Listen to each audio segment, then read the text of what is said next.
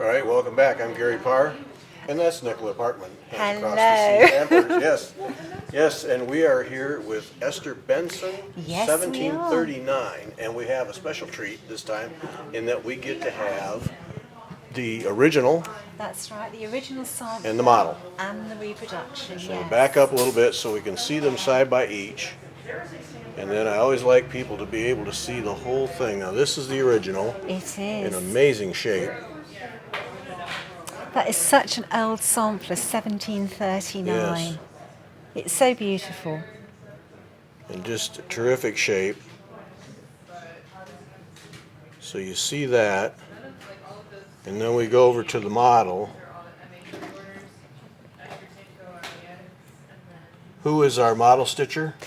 This was stitched by Suzanne Cerotti from Australia. And Suzanne did an absolutely fantastic job on stitching the model. She's such a gifted needle worker. And she put her heart and soul into this sampler. It's so beautifully stitched. It is. It is. Very So, much all right, so. let's start with the original here. Okay. Talk to me when you're buying a sampler, when you're going to auction, studying a sampler. What are some of the pros and cons, and what makes you buy this one, for instance? What made me buy this one was this section here. This is just absolutely gorgeous. Everybody loves an Adam and Eve sampler, and it's the colours that Esther used, and the sun and the moon. And it's unusual to see Eve under the sun and Adam under the moon, because really the moon is associated with woman and the sun with man. So that caught my eye, and it made me wonder why she had them the other way round. And can I conclude from that in other examples you would see the reverse? I'm sure there's many examples where you do see them in the way that Esther stitched them, but traditionally the moon is associated with females, and so this is different. Yes, and that made me stop and think. And then it was the stars. There are 18 stars, and if you come up to the top, Gary, she stitched them at the top. She clustered them in this section, and there's numerous ones in the bottom section as well. And then when I was researching stars... Here, let me go over to the... Yes, they stand out better. When I was researching stars, I found out that Esther is... in the Jewish scriptures, it connects the name of Esther with the Persian word for star, and it explains that Esther was so named for being as beautiful as the morning star, and maybe Esther knew her name was associated with stars, and maybe that's why she stitched 18 of them. And when I was researching stars... Now that's not a motif in what limited viewings I've seen of samplers. Don't see a lot of stars, or you do see stars, but I've never seen quite so many stars on one sampler. Yeah. And I found out that the 8-point star, because her stars all have 8 points, they represent plenitude. Sorry, folks, for jerking you around there. There we go. They represent plenitude, maturity, and reincarnation in the cycle of life. Mm-hmm. I never realised that how many points a star had different meanings. News to me. Yes, and to me. Yeah. Yeah. Yep. So, and the other thing that caught my eye with the sampler was the fact of the use of V, where we would normally see U. Mm-hmm. And when I researched... Yet there are some U's in here. That's right. Well, when I researched it, I found out that it was the way you wrote them was that the pointed form of V was written at the beginning of a word, while the rounded form of U was used in the middle of the word or the end of the word, regardless of sound. Huh. So it wasn't that she was uneducated, that was the right recognised way of stitching or of writing the word us. You always learn something from every single... I was going to say, and she's consistent except for but here. Yes, yeah, It's interesting. that's right. It is very She's interesting. entitled to slip up. I'm not. Yeah. And of course, she's using the long form of S Yes. as well. Yes. Yeah, it always makes you have to stop and think when you're reading It a does, word yep. with the long S. Yep. But it's such a beautiful sampler, and this beautiful arch, that caught my eye as well. And I just love the Lord's Prayer. So several elements in here just Oh, jump up absolutely. and Absolutely. yeah. And it's lovely. And she says, done by me, Esther Benson, aged of 9 year, 1739, at London. And I just think it's so nice that she's given us her date of birth, so we know that she would have been born in 1730 and that she lived in London. Yep. Yeah. Yeah, and like on MH, we just get the It's the MH. initials. Yeah. Yeah. MH Yeah. 1656. So this is nice to have. Yeah, no Yes. doubt about when, where, and who. Yep. That's right. And then at the bottom of the sampler, if we just switch over to the antique, this is where the sampler has really suffered. We have a lot of thread loss here, and we have a lot of oxidization. So I think that the sunlight was falling predominantly on the bottom part of this sampler, and it's affected this. Yeah, because if you compare that with the tree, the bottom part is pretty beat up. That's Yeah. right, absolutely. And this building fascinated us. Now, if we just switch back to the model so you can see it better. Originally, Sandra and I thought that this might have been associated with Solomon's Temple or Solomon's Porch in some way. And then we came across another sampler which came into our collection, and we've reproduced. It's going to be released at Nashville. And it had an identical building, but on that sampler, it actually had written on there the Temple of Fame. So it was nothing to do with Solomon's Temple whatsoever. And when we started to research the Temple of Fame, we found that it went back all the way to 1379 and to Geoffrey Chaucer. Now, Chaucer's famous for writing the Canterbury Tales, but he also wrote The House of Fame, which was his second major work. And in The House of Fame, he retells a dream where he visited the Temple of Fame. So that's where it comes from. And we also know that Shakespeare refers to the Temple of Fame, and in the Georgian period, which was when this was stitched, a lot of wealthy aristocrats, they built follies in their gardens, and a Temple of Fame was a very popular folly to be built in their gardens. This ties all in then. It does tie all in, and it's wonderful. Researching Esther just takes us down so many different routes, and every sampler you learn something from. Yes. And I'll tell you what I loved as well. I know I'm jumping up a bit, Sorry. but this little bird here diving down, this one here. Yep. Now, see, I love the in the tree here. This tree, you mentioned this in your presentation, that you felt that the tree was probably the more challenging aspect of this. I think sampler. for most stitchers that this tree will be, in their minds, the biggest challenge. But what we've done, although Esther would not have counted her tree out, she would have drawn her tree or prick and pounce the tree. Okay. I've counted it out in the graph for people. So if we just look at this is our graph, and the outline is completely counted out, and this is stitched in stem stitch. And what we've been practicing on the workshop is how to stitch out this tree.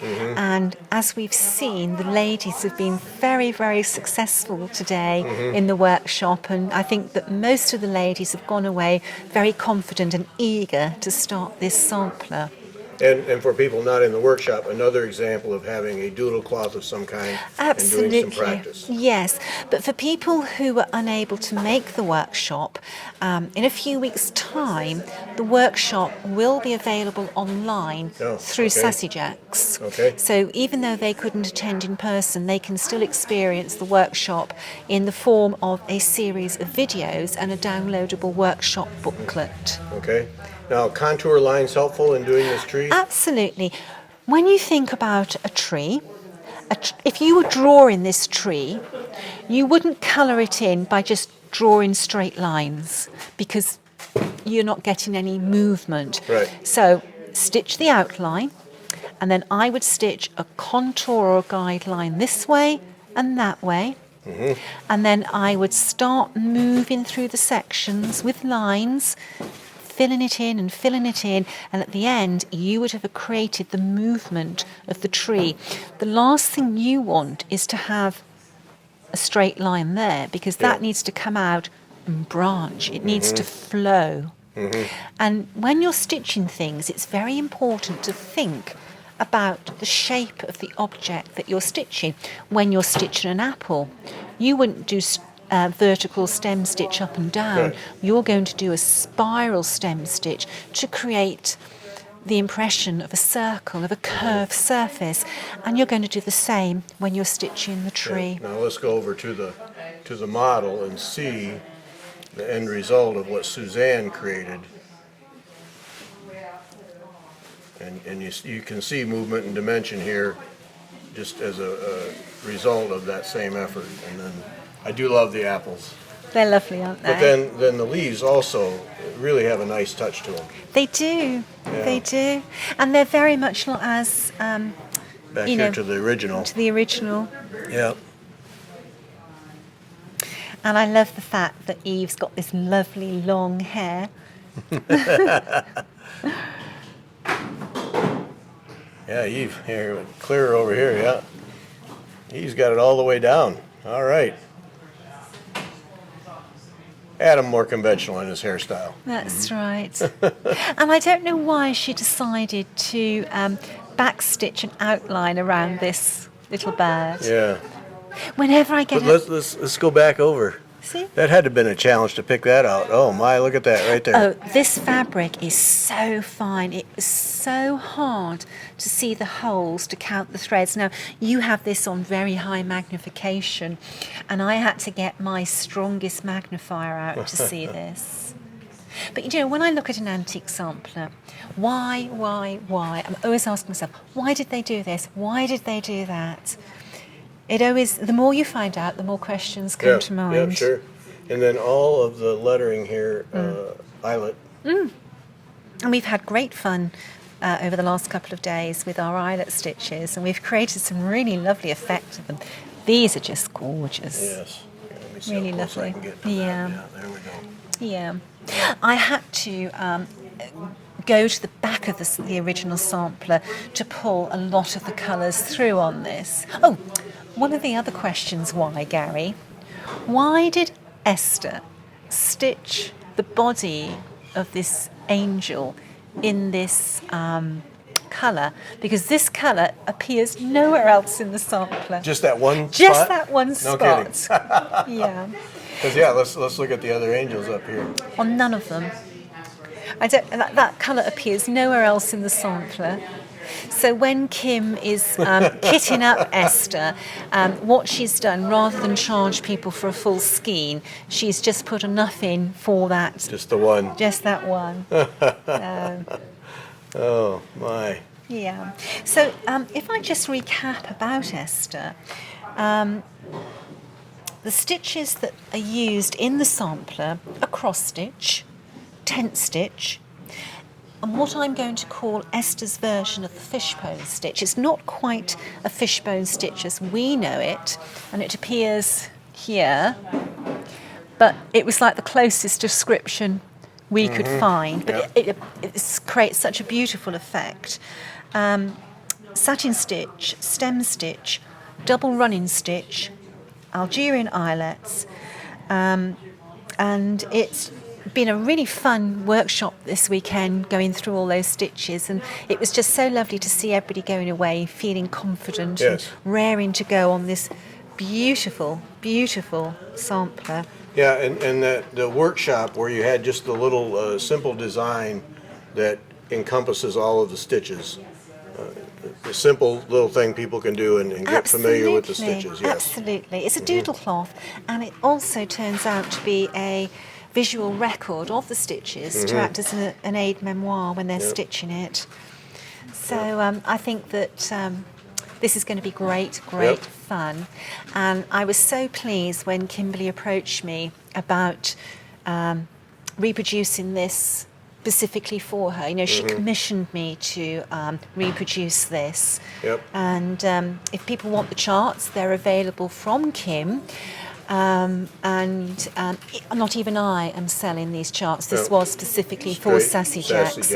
That's right. And what Kim has done, because she understands that it can be difficult for people that live in other countries, she's linked up with Fobles in England so that British and European stitchers can actually purchase the chart from Beverley at Fobles to save on the customs duty if buying it from the US. And she's also linked up with Linen and Threads in Australia in the Southern Hemisphere, so stitchers can get the chart from the Southern Hemisphere. But it's anybody else, they really need to come to Kim for this booklet. And the booklet is a beautiful booklet. We had great fun putting it together, and it's all about that it is a Sassy Jack Stitchery exclusive. And Kim talks about what drew her to this sampler. And then we have 5 pages of history, which we're rather known for. But, you've got to bring these samplers to life. And then we have our stitch guide. And then we have the graph pages, and it's all clearly graphed out. I hope that it's easy for people to follow. There's a beautiful bookmark that comes with the chart. You started those, now you got to do them. We're going to. And then you have this lovely centerfold, which really brings the sampler to life. And for me, I like to see things, and if I can see something, I can understand it so much easier. And I hope that these are that helpful. Centerfold, if we back up, that centerfold is about 3/4 of the size. Yeah, 3/4. Maybe a little less of the model. That's right. Yeah. And it's all very, very clear. All mapped out. Yep. Yep, and it's all annotated, so your instructions are exactly where you need them. Right. And I hope that people enjoy stitching her. Yep. Now in 40 count, we're at 11.15 by 22.35 for the design area. Yeah. And I like a 3-inch margin, so that's 17.15 and 28.35.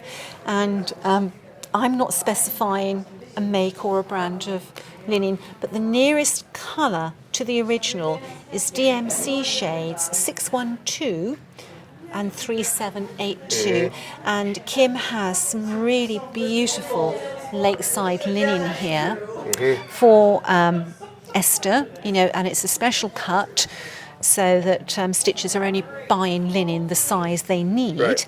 And what we've done is we have the Avas, the Dalget silks, we have the DMC silks, and we have the needlepoint silks, and Kim has kits for all of those silks. Right. Yep. So, Hey, terrific. All right. Well, this is a good one, Nicola. Thank you. Yes. You are so welcome, Esther Gary. Benson, 1739. 9-year-old created that. Hard to believe. Thanks. You're welcome.